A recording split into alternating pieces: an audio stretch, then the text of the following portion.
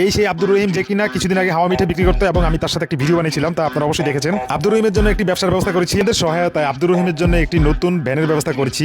আর এই ভ্যানটি নিয়েছি আপুর কাছ থেকে প্রায় 14,000 টাকা দামে, কারণ আমি কথা দিয়েছি আব্দুর রহিমকে একটি সুন্দর ব্যবসার ব্যবস্থা করে দিব। তাও আপনাদের সহায়তায় এটা সম্ভব হয়েছে। ভ্যান কিনা শেষ, এখন আব্দুর রহিমকে দিয়ে ভ্যান আমি পাঠিয়ে দিলাম। এই চাচাকে দিয়ে ভ্যানটি নিয়ে যাবে আব্দুর রহিম যেখানে ভ্যানটি রাখবে। এখন যেটা করব, আমরা আব্দুর রহিমকে ডেকে নিয়েছি, আমরা এই ভ্যানে মাল ভর্তি করে দেবো যেন আব্দুর রহিম এই ব্যবসাটা শুরু করতে পারে। তাহলে চলুন আমরা এখন মাল কেনাকাটা করব। ভাই, আমি একটা চালান দিব একজনকে, কি কি মাল লাগে একটা ভ্যানের মধ্যে, আমার তো আইডিয়া নেই, বা কি মাল কি পরিমাণ বা কি আমাদের দেখতে।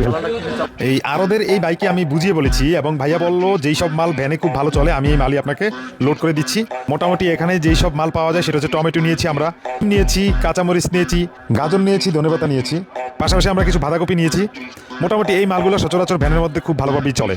পাশাপাশি আমাদের লাগবে হচ্ছে পেঁয়াজ এবং রসুন। এখন আমরা পেঁয়াজ রসুন কি ভ্যানের এই নিচটাতে ভালোভাবে প্লাস্টিক দিতে হবে, কেননা ভিজা মাল বিক্রি করবে। এখন আমি নিচের জন্য একটা ভালো প্লাস্টিক নিয়েছি এবং উপরের জন্য নিয়েছি, যেহেতু মেঘ বৃষ্টি হওয়ারও সম্ভাবনা থাকে, তাই আমরা প্লাস্টিকটি নিয়েছি ভালো মানের। এখন যেটা লাগবে একদম ইম্পর্টেন্ট জিনিস, সেটা হলো একটি মাপার মেশিন।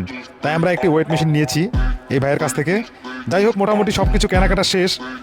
এখন আমরা আমাদের মালামালগুলো ভ্যানে লোড করব। তাহলে চলুন, এই যে দেখুন, আমরা নিজেরাই কাজ করি। আসলে এই ধরনের কাজ করতে খুবই ভালো লাগে।